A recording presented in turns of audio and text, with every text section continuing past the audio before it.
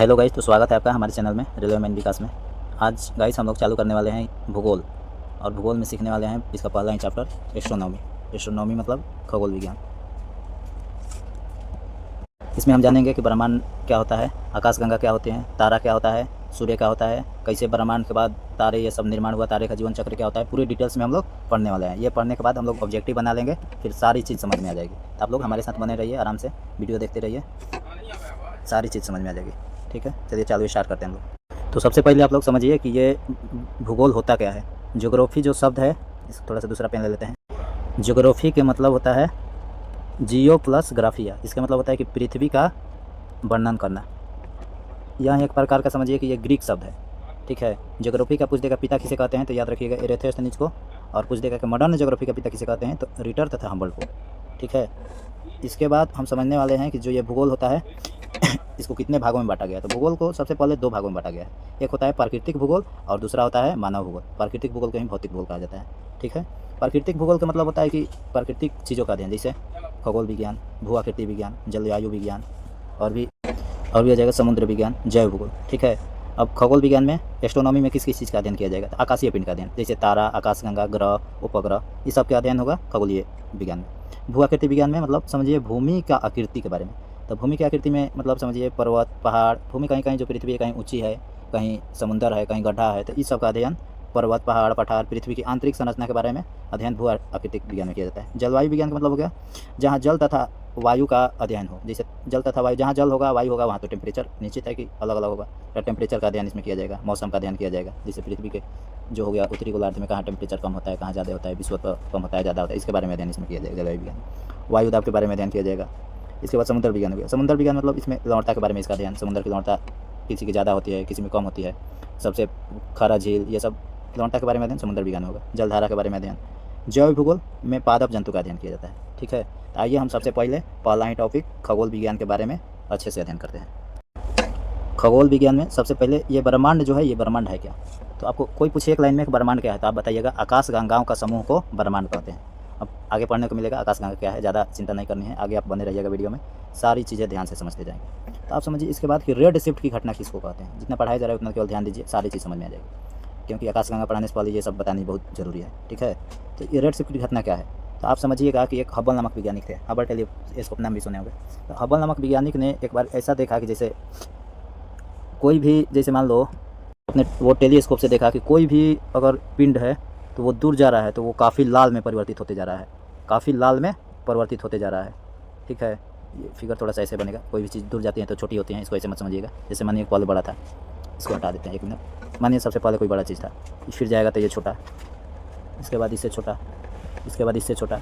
समझिए ये हबल नामक वैज्ञानिक अपने टेलीस्कोप से देखे तो उनको पता लगा कि कोई भी चीज़ अगर दूर जा रही है तो वो छोटे होते जा रही है और लाल रंग में परिवर्तित होती जा रही है। इसी को कहते हैं रेड शिफ्ट की घटना। ठीक है, और देखिए ब्लू शिफ्ट की घटना ऐसे ये होती है कि जब कोई वस्तु नज़दीक आती है तो वो ब्लू रंग में परिवर्तित होने लगती हैं, इसे ब्लू शिफ्ट की घटना कहते हैं। देखिए सबसे पहले दूर होगी तो लाल होगी, नज़दीक आती आएगी ब्लू में हो जाएगी, इसी को कहा जाता है ब्लू शिफ्ट की घटना। यहाँ तक समझ में आ गई आपको। अब आगे समझिए कि टी सिंगुलर पॉइंट होता क्या है। तो ये समझिए कि हबल नामक जो वैज्ञानिक थे वो बताए कि जो ब्रह्मांड है वो फैल रहा है। क्या हो रहा है, ब्रह्मांड फैल रहा है। तो इससे यह भी निष्कर्ष निकाला जाता है कि शुरुआत में तो एक पॉइंट होगा, छोटा सा शुरुआत में तो एक पॉइंट होगा, उसी को कहा जाता है टी सिंगुलर पॉइंट। ठीक है, इसके बाद समझिए कि बिग बैंग जो थ्योरी है वो क्या है। तो जॉर्ज लेमेंटियर नामक खगोलज्ञ थे, वहीं बिग बैंग थ्योरी को दिए थे। ठीक है, उन्होंने बताया था कि महाविस्फोट के बाद जो ऊर्जा निकलती है ना, उसे ही कॉस्मिक किरण कहते हैं। जैसे महाविस्फोट जब हुआ था, महाविस्फोट क्या है आगे समझ लेंगे बढ़िया से, जब हुआ था इसके बाद जो ऊर्जा निकली थी ना, इसी को क्या कहा जाता है, कॉस्मिक ईयर। ठीक है, इसके बाद आइए समझते हैं स्टार के बारे में, तारे का निर्माण कैसे हुआ, इसके जीवन चक्र के बारे में सारी चीज़ समझेंगे। तो सबसे पहले आप इसको हटाते हैं भाई, हटाओ इसको। तो जो तारा होते हैं, तारा आपका ये आकाशीय पिंड है। एक होता है घूर्णन, एक होता है परिक्रमण। तो आप समझिए घूर्णन का मतलब होता है कि अपने ही अक्ष पर चारों तरफ घूमना। ऐसे जैसे पृथ्वी घूमती है, घूर्णन के कारण यहाँ पर समझिए कि दिन और रात होता है। ठीक है, पृथ्वी 24 घंटा में एक घूर्णन पूरा कर लेती है। परिक्रमण मतलब होता है कि ये जैसे तारे का परिक्रमण का मतलब होगा कि आकाशगंगा जो है ना, आकाशगंगा के केंद्र को ब्लैक होल कहते हैं। ब्लैक होल के चारों तरफ जो है तारे परिक्रमा करते हैं। ठीक है, याद रखिए आकाशगंगा के केंद्र को ब्लैक होल कहते हैं, ब्लैक होल के चारों तरफ तारे जो होते हैं वो परिक्रमा करते हैं। अभी नए नए थोड़ा सा वीडियो बना रहे हैं, इस वजह से पता नहीं चल रहा है कहाँ कहाँ कौन सा बटन है। ठीक है, शुरुआत किए हैं, थोड़े दिन बाद सीख जाएंगे सारी चीज़। इसके बाद समझिए कि ये तारे यदि घूर्णन नहीं करेंगे तो वो स्वयं स्थिर नहीं रह पाएंगे, वो दूसरे पिन से टकरा जाएंगे और तारों का विनाश हो जाएगा। ठीक है, याद रखिए। जिस तरह ये लट्टू होता है, लट्टू को आप देखे होंगे, अगर ये घूमेगा नहीं तो वो खड़ा नहीं रह पाएगा, इसको खड़ा रहने के लिए घूमना जरूरी है। तो उसी तरह तारे का घूर्णन करना जरूरी है ताकि वो आसमान में टिके रह सके। नहीं अगर घूर्णन करेगा तो ये समझिए कि दूसरे पिन से टकरा जाएगा। ठीक है, तो इसके बाद समझते हैं कि ये आकाशगंगा के बारे में समझिए। आकाशगंगा का जो केंद्र होता है उसको ब्लैक होल कहते हैं। आकाशगंगा, हम लोग किस आकाशगंगा में रहते हैं? मिल्की वे में, याद रखिएगा। आगे बढ़िया से आकाशगंगा के बारे में पढ़ेंगे, अब एक ऐसे ही पॉइंट याद रख लीजिए। हम लोग मिल्की वे मतलब दूध मेखला आकाशगंगा में रहते हैं। पृथ्वी सूर्य के चारों तरफ एक चक्कर पूरा करने में 365 दिन 5 घंटे 48 मिनट 46 सेकंड का समय लेती है। इसे ही सौर वर्ष कहा जाता है। ठीक है, ब्रह्मांड वर्ष किसको कहते हैं? ब्रह्मांड वर्ष उसको कहते हैं कि जैसे अभी हम आपको समझाए हैं, ये जो आकाशगंगा है, ये आकाशगंगा के जो केंद्र होता है उसको ब्लैक होल कहते हैं। ठीक, इस ब्लैक होल के चारों तरफ जो होता है ये सूर्य चक्कर लगाता है। ठीक है, तो इसी चारों तरफ चक्कर लगाने में लगता है सूरज को 20 से 25 करोड़ साल। ठीक है, 20 से 25 करोड़ साल इसी के चारों तरफ चक्कर लगाने में लगता है। इसी को कहा जाता है ब्रह्मांड वर्ष, मतलब कॉस्मिक ईयर। ठीक है, इसके बाद आइए समझते हैं कि महाविस्फोट तारों का निर्माण कैसे हुआ। तो सबसे पहले आपको हम बता चुके हैं कि सबसे पहला पॉइंट जो था वो टी पॉइंट उसको कहते हैं, टी सिंगुलर पॉइंट। तो टी पॉइंट होगा तो मान लीजिए टी पॉइंट में इसके जैसे इसमें नाभिकीय संलयन के कारण मान लीजिए इसमें विस्फोट हुआ होगा, तो इससे क्या निकले गैस और धूल कण पूरे, जैसे मान लीजिए ब्रह्मांड में तो हम लोग सारे चीज़ स्थित है, सारा आकाशीय पिंड, तो यहाँ विस्फोट हुआ होगा तो सारे ब्रह्मांड में तो फैल गए होंगे धूल कण, सारे ब्रह्मांड में धूल कण फैल गए होंगे ना। तो इस धूल कण के जो बादल था इसी को कहा जाता है, धूल कण के यहाँ ले लेते हैं ये मार्कर, ये वाली चाहिए कलर भाई। धूल कण के जो बादल थे इसी को क्या कहा जाता है? धूल कण के जितना बादल थे ना इसी को कहा जाता है निहारिका, नेबुला। ठीक है, ये निहारिका जो थी, आगे इस निहारिका में गुरुत्वाकर्षण हुआ, गुरुत्वाकर्षण के कारण इसमें संकुंचन हुआ, संकुंचन के कारण यही निहारिका आपका, ये निहारिका जो थी काफ़ी छोटे आकार में बदल गई। ठीक है ना, तो छोट हो जाने के कारण इसमें सारे पार्टिकल्स जो थे, इसमें कण थे, सब एक दूसरे से टकराने लगे। सब एक दूसरे से टकराने के कारण इसमें ऊष्मा उत्पन्न हुई। ऊष्मा उत्पन्न होने के कारण इसमें क्या हुआ कि ये प्रोटो स्टार का रूप ले लिया। प्रोटो स्टार मतलब प्रोटो स्टार समझिए, प्रोटो तारा। ठीक है, छोटे से आकार का तारा ले लिया। इसके बाद यहीं जो प्रोटो स्टार थे, बड़े स्टार में इसका जन्म हो गया। जैसे सूरज ये सब पढ़ रहे हैं तो बड़ा सा स्टार में इसका जन्म हो गया आगे चल के। इसी का थ्योरी ये सब लिखा गया है। स्टेप 1 में देखिएगा, महाविस्फोट के पश्चात गैस एवं धूल कण के बादल का निर्माण हुआ जिसे निहारिका कहा गया। निहारिका गुरुत्वाकर्षण के कारण संकुचन की क्रिया संपन्न हुई। गैस के आपस में घर्षण से ऊष्मा उत्पन्न हुआ, जो समझाएं वही बात है। दूसरा स्टेप में संकुचन के कारण ऊष्मा की उत्पत्ति से प्रोटो स्टार का जन्म हुआ। तीसरा स्टेप में एक निश्चित तापमान के पश्चात, अच्छा ये बात हम नहीं बताएं, एक निश्चित तापमान के पश्चात हाइड्रोजन के नाभिक आपस में जुड़कर हीलियम के नाभिक में परिवर्तित होने लगे, अर्थात नाभिकीय संलयन की प्रक्रिया हुई। यहाँ से इसको आप समझना चाहिएगा। तो जो यहाँ एक बात याद रखिएगा, जो हीलियम का निर्माण हुआ है हाइड्रोजन से ही हुआ है। ठीक है, हाइड्रोजन आपस में मिलते हैं, हाइड्रोजन आपस में, तो यहीं मिल के हीलियम बनाते हैं। ठीक है, याद रखिएगा। ये मतलब ये इलेक्ट्रॉन होता है, ये हाइड्रोजन पर, अगर हाइड्रोजन की एक होता है परमाणु संख्या तो एक इलेक्ट्रॉन इस पर मिलता है। याद रखिएगा, हाइड्रोजन मिल के ही हीलियम का निर्माण करते हैं। ठीक है, इसके बाद समझिए चौथा स्टेप में नाभिकीय संलयन के कारण विशाल मात्रा में ऊष्मा की उत्पत्ति हुई, परिणाम स्वरूप प्रोटो स्टार तारे में परिवर्तित हो गए। और भी कुछ पॉइंट है उसको याद कर लीजिएगा। जैसे गैस धूल कण के बादल को निहारिका कहा जाता है, नेबुला कहा जाता है। तारों के ऊर्जा का मूल स्वरूप हाइड्रोजन है, हाइड्रोजन ही हीलियम में परिवर्तित होता है। यही दोनों जो मिलके पूरा बनाते हैं। जैसे सूरज का आप पढ़े होंगे कि जानते होंगे, सूरज में जो हाइड्रोजन है वो 3 भाग है, हीलियम जो है 1 भाग है। याद रखिएगा, हाइड्रोजन ही सूरज में जल रहा है तो ही सूरज अभी ऊर्जा दे रहा है। अभी नाभिकीय संलयन की प्रक्रिया उसमें जारी है, इसीलिए हम लोग को ऊष्मा मिल पाती है। ये ऊष्मा ज़्यादा दिन तक नहीं मिलेगी, आधे समय तक मिल गया है और आधा समय बाकी है। यदि तारे में न्यूक्लियर फिजन की प्रक्रिया हो जाती है तो तारों की ऊर्जा की आपूर्ति बंद हो जाती है, मतलब नहीं होती है, तो यहाँ नहीं होनी चाहिए। जैसे अगर नाभिकीय संलयन इसमें नहीं होगा तो समझिए कि ऊर्जा इससे नहीं मिलेगा। नाभिकीय संलयन होता है तो ही ऊर्जा मिलता है हम लोग को, क्योंकि हाइड्रोजन जो होता है हीलियम में दोनों परिवर्तित हो जाता है, तो नाभिकीय संलयन की प्रक्रिया होती है तभी ऊर्जा मिल पाती है। तो तारे का ये जीवन चक्र है, बढ़िया से इसको समझ लीजिए। यहाँ फिगर से समझा दे रहे हैं, अच्छे समझ में आ जाएगा। ठीक है, तो ये अब देखिए, सबसे पहले जो तारे जो होते हैं वो एक होते हैं सामान्य तारे, एक होता है विशाल तारा। ये समझिए, सामान्य तारे जो होते हैं इसमें हाइड्रोजन जब जलता है तो सबसे पहले आप समझिएगा तारा कोई होगा तो एक सामान्य तारा होगा, एक विशाल तारा होगा। इसको मान सकते हैं आप, किसको कहते हैं सामान्य तारा, किसको विशाल तारा, इसको हम बताएंगे आगे वीडियो में। ठीक है, जो सामान्य तारे होते हैं इसमें हाइड्रोजन जब जलता है तो जलने के बाद इसमें ये लाल लाल दानव में कन्वर्ट हो जाते हैं। यहीं लाल दानव जो होते हैं सफ़ेद बामन में कन्वर्ट हो जाते हैं। सफ़ेद बामन होने कुछ देर पश्चात जब हाइड्रोजन इसमें का ख़त्म हो जाता है जलते जलते, तो ये काला बामन में परिवर्तित हो जाता है। तो सामान्य तारा का जीवन चक्र ये समझिए ऐसे रहता है। सबसे पहले लाल दानव, फिर सफ़ेद बामन, फिर काला बामन। जो विशाल तारे होते हैं, विशाल तारे, तो ये सबसे पहले ये हाइड्रोजन इसमें जलेगा, तो जलते जलते इसमें क्या बनेगा, विशाल लाल दानव बनेगा, विशाल लाल दानव। इसके बाद विशाल लाल दानव बनने के बाद बड़ा बनते बनते बनते बनते बहुत बड़ा बनेगा। इसके बाद तो कुछ एक समय होगा कि ये ब्लास्ट करेगा, कितना आखिर बड़ा होगा, तो कुछ समय बाद इसमें विस्फोट होता है, उसी को सुपरनोवा विस्फोट कहते हैं। कुछ समय बाद इसमें विस्फोट होगा, उसको ही सुपरनोवा विस्फोट कहेंगे। तो इससे क्या होगा, जब ब्रह्मांड में समझिए कोई चीज़ विस्फोट करेगा, तो इससे तो जाहिर सी बात है कि धूल कण निकलेगा, एकदम जाहिर सी बात है कि धूल कण निकलेगा। तो ये जो धूल कण के निकले बादल, इसी को कहते हैं निहारिका। याद रखिएगा, ये हमेशा बात आगे से ही बताते आ रहे हैं कि महाविस्फोट के बाद जो धूल कण निकले इसको बादल बोलते हैं, इसी बादल को निहारिका कहते हैं। ठीक है, इस निहारिका से ही आगे चल के जो एक इसमें बड़ा सा कण होगा एक दूसरे को आकर्षित करेगा, बड़ा जो होगा जिसमें गुरुत्वाकर्षण बल ज़्यादा होगा, जिसमें वो एक दूसरे को आकर्षित करेगा। ठीक है, आकर्षण के तत्पश्चात यह भी एक छोटा सा तारा बन जाएगा, तो इसी को कहते हैं अभिनव तारा।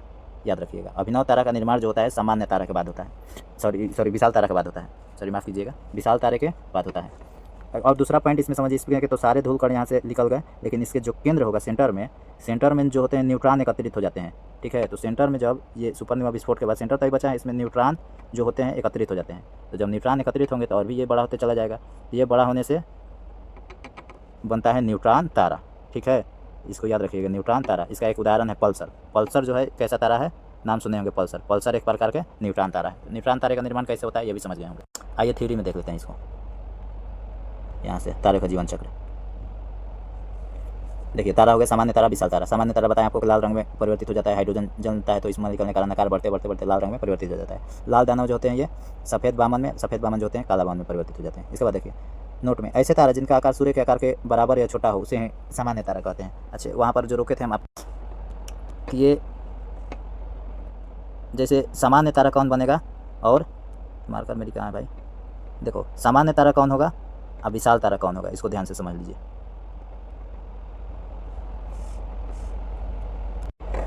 एक अपने भारत का ही चंद्रशेखर नामक इनको क्या कह सकते हैं, खगोलज्ञ थे।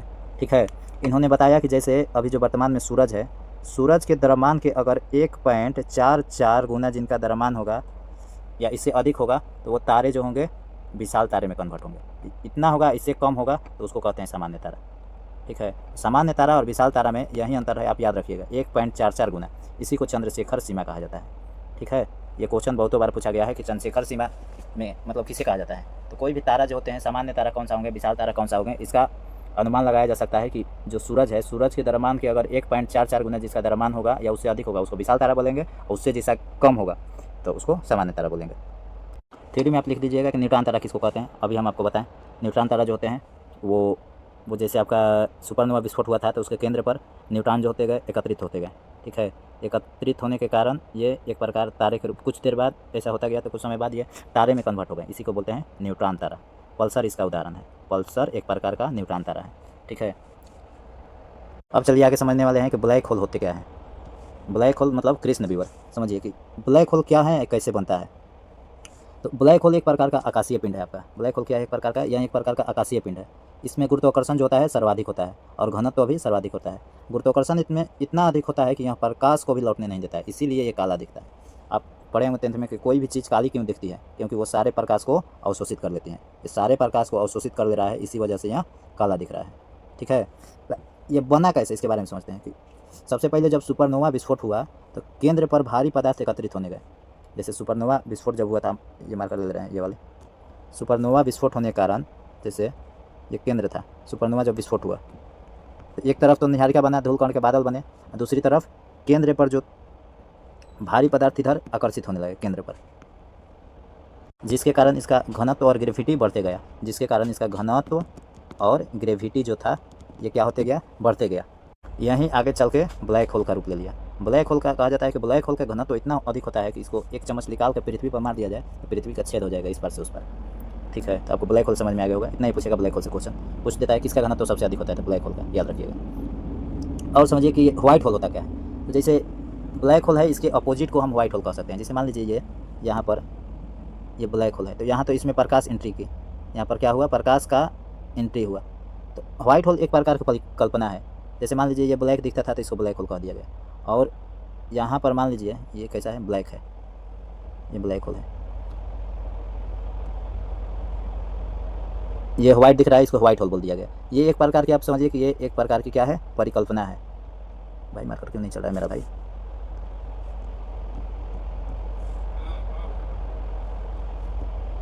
वो मार्कर चल रहा था, वो व्हाइट चल रहा था, इस वजह से पता नहीं चल रहा था। ठीक है, तो समझिए कि व्हाइट होल होता क्या है। तो सबसे पहले हम समझे कि ये ब्लैक होल था, तो यहाँ से प्रकाश जो हुआ इंटर हुआ, तो इंटर होने के बाद जब प्रकाश निकलेगा, तो जब प्रकाश निकला तो ये व्हाइट रंग का दिखा। ये यहाँ से ब्लैक होल इसको इसलिए बोला गया कि ये इंटर पॉइंट था, मतलब इसको यहाँ से प्रकाश यहाँ गई तो सारे प्रकाश को अवशोषित कर लिया, तो इसको हम कहते हैं ब्लैक होल। इसी वजह से काला दिखता है। ये आपका है, यहाँ से एग्जिट हो रहा है सारा प्रकाश, इसीलिए ये वाइट दिख रहा है, तो इसी को हम बोलते हैं व्हाइट होल। तो व्हाइट होल एक प्रकार की समझिए एक परिकल्पना है, कल्पना किया गया है कि वहाँ से प्रकाश एग्जिट होता होगा, इसीलिए वो व्हाइट दिख रहा है। ठीक है, इसके बाद समझिए वर्म होल क्या है। तो अंतरिक्ष में दो प्रकार के दो बिंदुओं को, जिसे बीच दो टनल को मिलाने वाले सबसे न्यूनतम रास्ता को ही वर्म होल कहते हैं। वर्म होल, इसको ये सब याद रखिएगा, बड़े बीपीएससी ये सब एग्जाम में पूछ सकता है ये सब क्वेश्चन। इस समय कंपटीशन तो काफ़ी हाई होते जा रहा है, तो कुछ भी चीज़ छोड़नी नहीं है। एक ऐसा पढ़िए कि आपको हमेशा किसी भी एग्जाम में काम कर सके। और भी बहुत छोटे छोटे चीज़ हैं, सारे चीज़ को समझते हैं। एक पूछता है कि इवेंट होराइजन क्या है। इवेंट होराइजन क्या है? इवेंट होराइजन क्या है? तो अभी हम आपको बताएं, जैसे ये ब्लैक होल हुआ, ब्लैक होल में जैसे प्रकाश जहाँ, ये तो इसमें इंटर कर रहा होगा, प्रकाश चारों तरफ से इंटर कर रहा होगा, तो इस ब्लैक होल के जो ये बाहर वाला चारों परत है चारों तरफ का, इसी परत को इवेंट होराइजन कहा जाता है। जैसे ब्लैक होल में जहाँ से प्रकाश इंटर करता है चारों तरफ से, उसी को कहा जाता है इवेंट होराइजन। याद रखिएगा, कुछ छोटे छोटे पॉइंट है, कभी पूछ सकता है एग्जाम में। इसके बाद आइए गैलेक्सी के बारे में समझते हैं, मतलब आकाशगंगा के बारे में समझते हैं। ठीक है, आकाशगंगा जो होती हैं 4 प्रकार के होते हैं, याद रखिएगा। पहला स्पाइरल, दूसरा का बेयर्ड स्पाइरल, तीसरा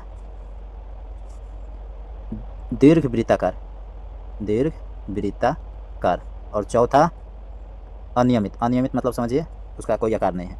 तो इसमें आप एग्जांपल में याद रखिएगा कि जो स्पाइरल होती हैं, वीरफॉल जो आकाशगंगा है ये स्पाइरल होती हैं। हमारी जो मिल्की है, मिल्की आकाशगंगा, मिल्की वे, दुग्ध मेखला, इसको दुग्ध मेखला भी कहते हैं। ठीक है, जो हमारी दुग्ध मेखला है, दुग्ध मेखला, ये है बेयर्ड स्पाइरल।